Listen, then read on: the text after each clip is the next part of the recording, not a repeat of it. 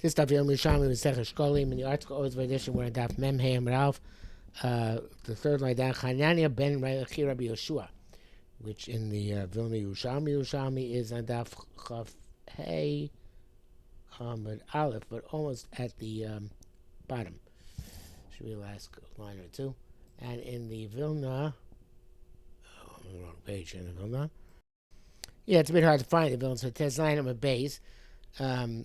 If you look at where it says Mishlas Elyon in the right-hand margin, look at the opposite of the Gemara and go down 3, 6, 9, about 10 lines down. First word on line is Chananya. Chananya ben Rabbi Yoshua. That's where we're up to. Chananya ben Rabbi Yoshua. Amar ben Kol Dibur Dibur. Between each Dibur on the Luchos, were written when the inferences and the letters of the Torah, Mu'in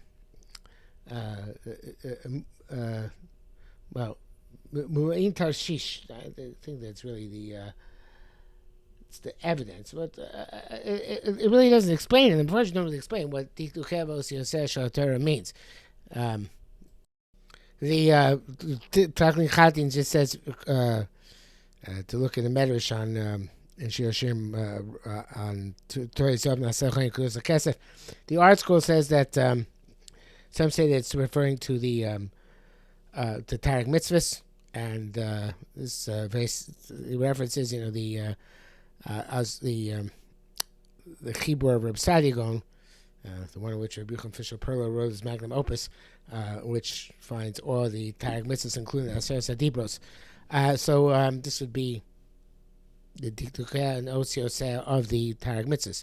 He brings down also the Beis Levi, who says that it's not just those the Tarek Mitzvahs, but all of Torah Sheba'al Peh and all Mashatami Vasik Asil Chadesh, but that was only on Luchos Rishonos, not on Luchos Shnios.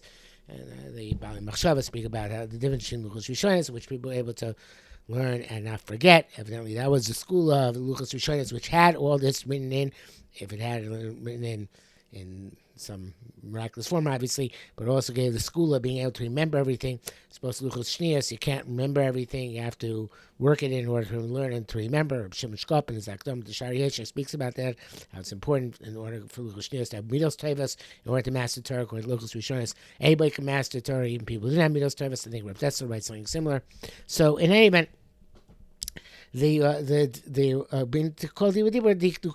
inferences, which I guess according to Sai going to say would be the inferences, would be the Tarek Mitzvahs, and according to the other part should be all of Torah Sheba'al Peh, and basically all of Torah Sheba'al Peh, Osiyoseh Shel Torah. I guess that you learn that he means that the osios of these dikdukim. I'm not sure exactly how you're going to learn that. Why the word osios is come after the word dikdukim here. It should be the osios and the dikdukim from the osios. But it says dikdukim, I guess, from the Aseret Dibros and the osios of whatever was written. Okay, and that is, we learned out from Mulain Tarshish that they were, the Yam HaGadol is called in this pasuk Tarshish, the Great Sea is called Tarshish, and the Kiyama, so it's called like Kiyama Rabbah, that Mulain, it was full of waves, and the waves represent the what's between them, and the Gemara's going to explain. Rabbi Shimon Lakish Karavamata Denkra, when he came to this pasuk, Omar, he said, "Yofilim Dani Chanani ben Rabbi Yeshua." Chanani ben Yeshua taught me this very well. Mayam Azeh ben Gal Gadol Gal Koton Gal Gadol. Between each of the large waves are Galin Ketanim, are small waves. That's Memula. It's full of waves. Kach ben Kol B'Dibur V'Dibur Diktokev Osiyoseh Shel Torah. So too between each and every Dibur, which are, so to speak, the big waves of the Aseret Dibur, were the small waves of the finer points of the Torah. Okay. And here the Taklin Khatin adds Diktikei Torah v'divrei Sofrim. So it sounds like the Rabbanans too, and the could be that means the drashas, right? The Beis Levi says Kol ma shetamid vasik asi l'chadish.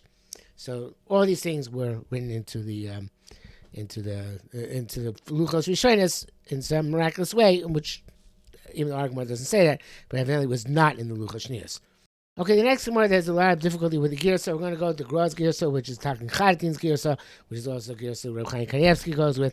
So, Rabbi Tanchuma. Rabbi Tanchuma said, Iskashisi kum Rabbi Pinchas. I asked a question in front of Pinchas. He said, Rabbi Meir.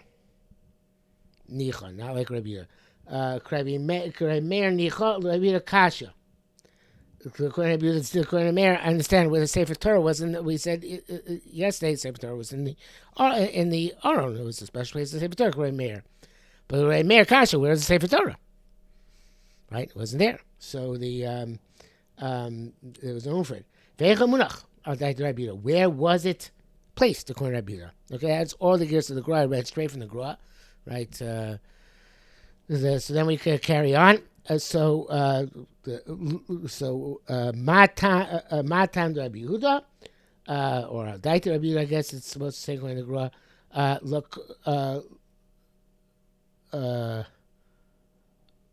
No, I see he skips these words. Sorry, but we can read it. Matan Rabbi Yehuda, Lokach Sefer Torah. So let me do it again. Aser Krabi Meir, like or Krabi Meir Nicha, right?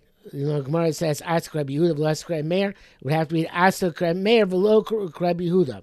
But even that, obviously, what does Asya mean? So because we're not talking about a pasuk or a mishnah, so that's why the Gemara changes this altogether. It says Rabbi Meir Nichol Rabbi Yehuda Kasha.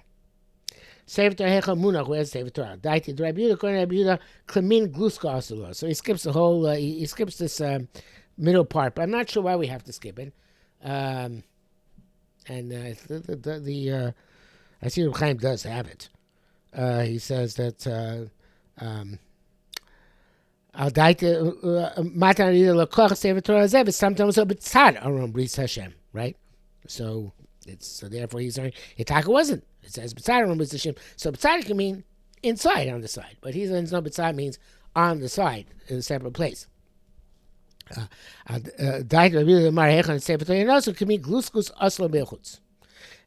made a shelf right outside the Aron for the Sefer Torah. The Talmud Chadatin says that King Gluskus Dapa shelf Bavli Sham Argo Shishir Plishtim Olava Sefer Torah Munach. According to Bavli and Basud Afidal, the box which the Plishtim sent back the as a gift. When they returned the Aron, they put the Sefer Torah on this. I guess they used it. I'm not sure. Because till then was a shelf. They had a shelf, and then they used that box. Matan Rameir. So what is the source of Rabbi Meir? So that I see. I guess according to Gra, that line from before you put over here. So that Matan Rabbi Yehuda Lokach Sefer Torah Zev Santos Mitzad Aron Bris Hashem, you would skip. You take it out before and put it down over here after. Also Mechutza Sefer Torah Nosun Tochos. Then you have that line Matan Rabbi Yehuda Lokach Sefer Torah Zev Santos Mitzad Aron Bris Hashem. Okay, you don't have to move it, but it seems that way from the Talmud Chadatin that he moved it down here. Now it's important. The pasuk Rabbi Yehuda mentions Lokach Sefer Torah Zev Santam Mitzad Aron Bris Hashem. That's all the way at the end of Torah. I think it's Parshas Hazinu.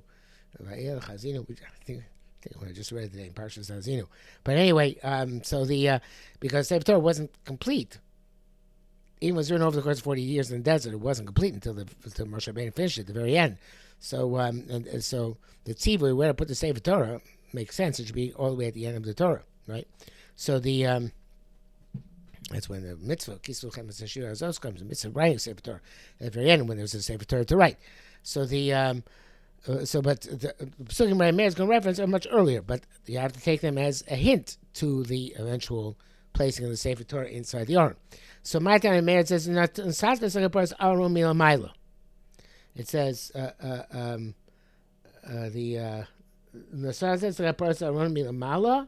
put the Kaparas on the Aron, and the other pasuk says,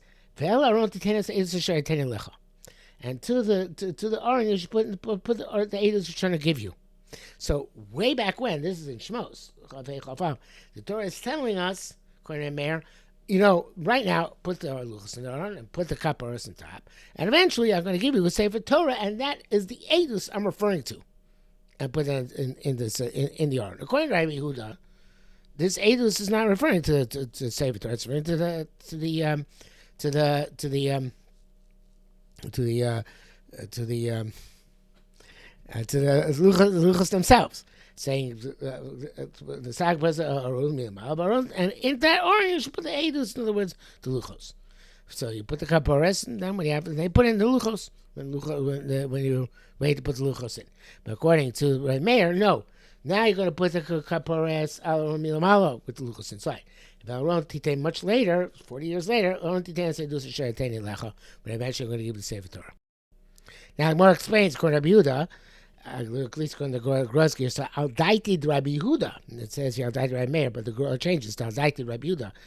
That this pasuk has to say do aim omar aim muktu mucho bar Torah. He has told aim muktu mucho Torah because it says it's saying that put the edus after it says put in the kapparos, right? So ronti tenesu it says shari tein elecha put the edus inside. V'chagin says it's kapparos alaron milamalo, and then put the kapparos on the aron on top. So aim muktu mucho Torah. It's not really being used the same way you usually use in Torah, which means chronologically. There's no chronology in the Torah, but the Torah just has its own order of events. But but rather here it's being used at kind of like Sarsev Darsheu. In other words, learn the pasuk that first you put the edus in, and then put the kapparos on top. The Korban also changed the gears from Rameir to Rabbi Yehuda, and both he and the Talkin Chadatin say, and so does Talkin Chadatin. He also change the gears. They both say that the Mefarshim had tremendous difficulty with this Gemara. I guess since they didn't change the gears, but now they change gears, they don't have as much difficulty. But they both learn Eimuktu Mucho Torah kind of like the same way. It's always going to just say that they have to say that Eimuktu Mucho Torah feel b'chayin yana. But I don't think you have to really say. I think it's not really used same way it's used. It's like it's used here like a Sarsev Darsheu. Can invert the pasuk in order to understand pasuk. The pasuk is telling us at the end what it means at the beginning. That. You put on the kapparos, and you put the kapparos on top of the edus, which you put inside. Okay. Rabbi Shimon ben Lakish said, he gave him white fire, which was engraved with black fire. Now, this is in different places, and Rabbi Gedaliah Shor speaks about, I think, in my for Shavuos or for Simchas Torah, I don't remember where, but it's and the other questions we'll speak about. I heard this, I think, the first time from my Rebbe in Shalvei many years ago, of Shimon Zelaznik Zatzal, Shmuz about this. That in some places it says Torah Eish Chora Gabe Eish Levana, and other place says Torah Eish Levana Gabe Eish Chora. And the Shitas Yerushalmi here said Eish Levana Agabe Eish Chora. And the question is, what's of course, since I got it, you have to understand when we're talking about, the Torah Sheba'al Peh. So then Torah Shebiksav. So then it's like the Iker is the letters, right? So it's Eish Lebana Gabe Eish Chayra. See, when Torah Sheba'al Peh, so the Iker is the Gvilim, which represent the Torah Sheba'al Peh, just like between all the Dibros before we had the Tikdukim. The in between, so then the in between is zikr, right? Then it's eish chora gabe eish levana. So eish levana is being the so to speak the ikr. But there are many other ways of understanding it. But I'm just saying that they're different places. They're different. It's described differently. I'm not sure.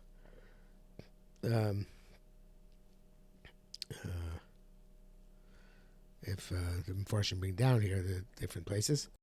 So there's Korban Eida's shot here. I see that some of the people even change the gears here. The Korban Eida says Eish Levana Heim Osios Hakumi Agabe Eish Chora. So their letters are white, you would say, right? But Ksav Libuna. But then he says Ksav Libuna. Ksav Libuna is ancient Hebrew writing. So that sounds like it's ancient Hebrew script. Inami Behefek Ksav Shona. Or else they say that it's Eish Chora Agabe Eish Levana, in which case it's the black. The black letters were actually our writing, but so it's strange that he says that Eish Lebana references Ksav Libuna. That's a bit of a pella. The way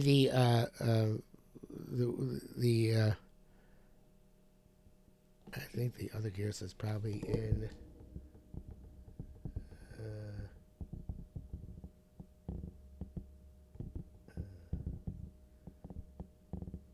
No. Saita? I don't think so. Not sure what references. I see here also the uh,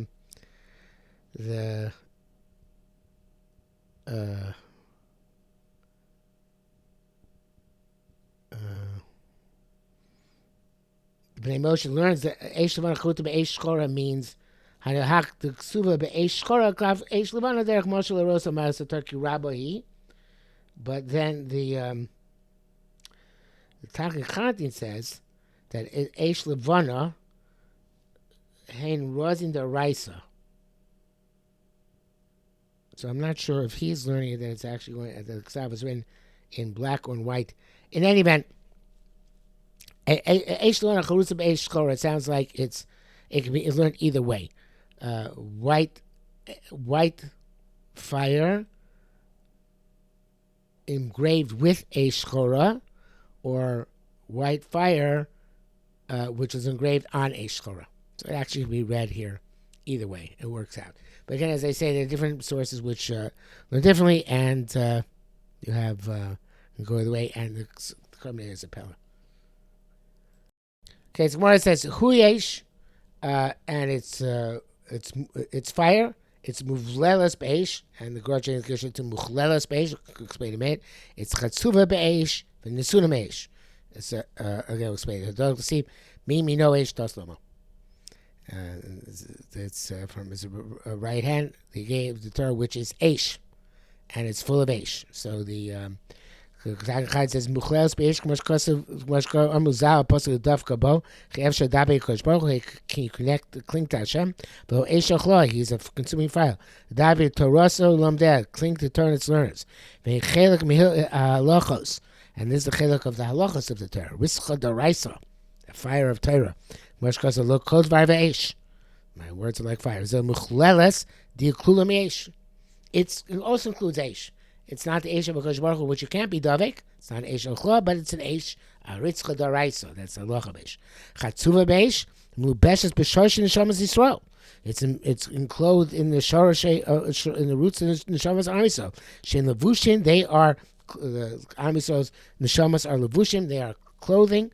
L'mechzav atera, to the quarry of the Torah. Sh'hashama chelik el chamimau. The neshama is a chelik of this, is divine from above. She'en chelke shlosh atera kanoida. And they're the three parts of Torah. I'm not sure what he's referring to. The 3 parts of Torah. And the passage is referring to Tanakh, Torah Nevuim Meksuvim. I'm not sure how to do with Sharsha Yisrael. The Sharsha and the Shamas Yisrael. And there are lots of 3s. So Rice of Kuchabrichu, other things, but the Torah itself is Torah Shmiksav, Torah Shmapes. I know what Chelke is. It's Shlosh Chelke Torah. But in any event, he says in Sun Meish B'Shas Mator Ikon Nisinasa B'Eish Oisa. And then he says Shneimar is Mimino Zeish Levana, mean Chesed. Right? That's Mimino. Eish is negative Eish Shchora. That's the black. Das Lamo in Elsios Talmud. Because of Rabbeinu Gon Nishma saying, like the Gra wrote. Das Lamo. Talmud. Never thought of that before. V'lama hanish nitna lo. Kmo shenshim mechuberes nishma seinu. That's connected to us, to our neshama. V'zeu lamo. Lamo means to us. V'kam kai al mimino shim mechuberes lo yizbar shmo. It's also going on the right side of Yochel, which is connected to Rosh Baruch Hu. Me'achad dorish kol hanal. From here, he dashes everything which he wrote before. So I guess if you look at Mimino Eish Das Lamo, then you'll come to all the dashes, also Mechlelas Meish, Chatzu Meish, Sun Meish, even though he doesn't explain it. And I'm sure that it will take a long time to explain it. Okay, let's go on for now. Halacha Beis. We said that 13 place they bowed down. So Arba B'Tzafim, 4 in the north, Arba B'Darim, 4 in the south, Shalosh B'Mizrach, 3 on the east, Ushtayim B'Marav, and 2 on the west. Keneget Shlosar Sha'arim, corresponding to the 13 gates in the Beis HaMikdash. And there is a chart in the article of the 13 gates. It's not talking about the Ezra's Noshim. It's talking about, I don't know if there was a gate for the Ezra's Noshim, Harabais actually, but I think there probably was, but I'm not sure. Can't tell you for sure, but because I think it says by the Simple Mitzvah initially they closed the gates between the Ezra's Noshim and the rest of the Harabais. In any event, the article does have the picture of the 13 gates counted. Starting at the bottom, 1, 2, 3, 4. Then on top, 5, 6, 7, 8. Then you have on the towards the Nashim, 9, 10, 11. And behind the Kachim, 12 and 13. Yeah. Mishnah is going to discuss that. Sh'arim Dromim, Smuchin L'Marov. The south gates. Going back to the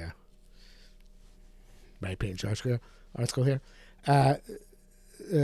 Starting with the west. So the south gates starting with the west are the Shar Elyon, Shar Delek, Shar Bechoros, Shar Hamayim. So we don't explain all of them here in the Mishnah. The Meforshim do explain them. Shar Elyon says, I'm not sure what the Pnei Moshe or the Carbon Ada. Let's try Carbon Ada because it's always shorter. Shar Elyon, Harabais and Meshupah. Harabais was on a slope. Volim Mizrach went up from east to west. But Shar Elyon, so the guest, which is the Shar which is close to the west, who Shar Elyon was the highest gate. Ba'acham Shar Adelek, then came the Shar Adelek, which means the gate of the fuel. Who was Shar Shalish Grasa Eitzim. That was the gate by which they brought the wood into the Azara, Shas Bazara. The Shalish Grasa Bazara. There were two Lishkas Eitzim. One was in Ezra's Nashim where they checked the wood. In one of the corners, I mentioned that one before. They thought the Aron was there, and the other was in the Kodesh where they kept the wood stockpile, I guess, after the check for the purpose of karbanos. They put the wood for the stockpile for putting the mizbech.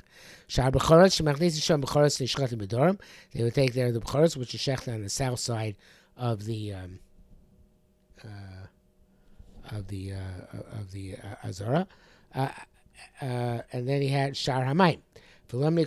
Going back to Mishnah, Shar Hamayim. They would bring in through that gate the flask with which they used did the Nusach Hamayim during Sukkot. They're the waters which are going to be turning over, are going to be brought out, going to go out through from the base of Mikdash, going to exit from there, Lasi Lavo, when eventually these waters exist. Come out from under the threshold of the base of Mikdash, and Gemara is going to, as Kormei says, the Gemara is going to elaborate on that. Lumasan on the opposite end, but Safon, and the north, Smuchim Marav, starting with the west, Shar Yechonia, Shar Korban, Shar Noshim, Shar Hashir. Why is that called gate called Shar Yechonia? Shibo Yatsi Yechonia Begalus, because Yechonia left that way to go into his Galus. Says the Korban 8 on these gates, Shar Korban, Shamach Nisim Kachim Shikatasim itself, and then they bring in the Kachim, which is supposed to be shechted on the north. Shar Nashim, Shabbat Nashim, Yichnos, and small carbon. Women come in to do smicha on the carbon. Yinam Milama carbon, understand why the carbonas are being made. Shar Ashir, Dar Sham Yichnisim Shekli Ashir, this is bringing the musical instruments there. Shabbat Yatsi Yachani Begusa, Shinichnas, Besimita, she came to Besimita, Shlachabos, the Torah Shusin to get permission. Shal Gola Bavel, we say by Nebuchadnezzar goes in Bavel. Yatz Der Chos Shar went out that Shar. Okay, now we come to the ones on the east. Shemizar Shar Nikanor. Shar Nikanor was the main gate. The Gemara explains elsewhere that the Nikanor brought them from Egypt and wanted that to throw off, and they came Derech Nes to Yerushalmi, to the port, even though they had to throw it off when there was a storm. came along with them. And even when they changed all the other gates to gold in Beis Hamikdash, they kept this one in the original copper, I think it was, bronze or copper, because the nace which occurred with it, the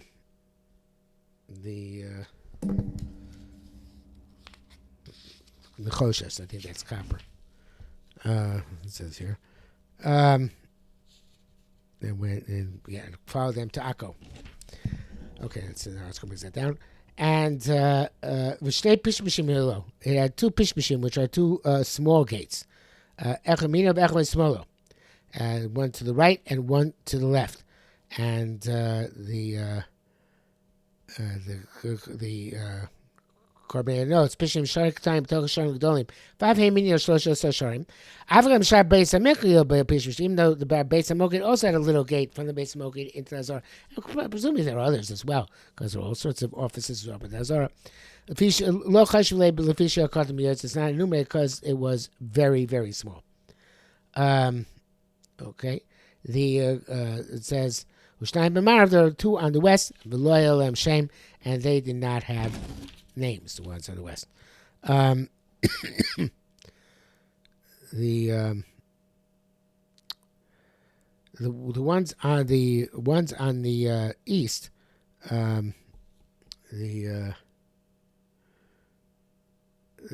an opinion. It's brought down. The article brings down in note 18 that they were inside Shar Nikanor. There were two small gates inside the big gate of Shar Nikanor.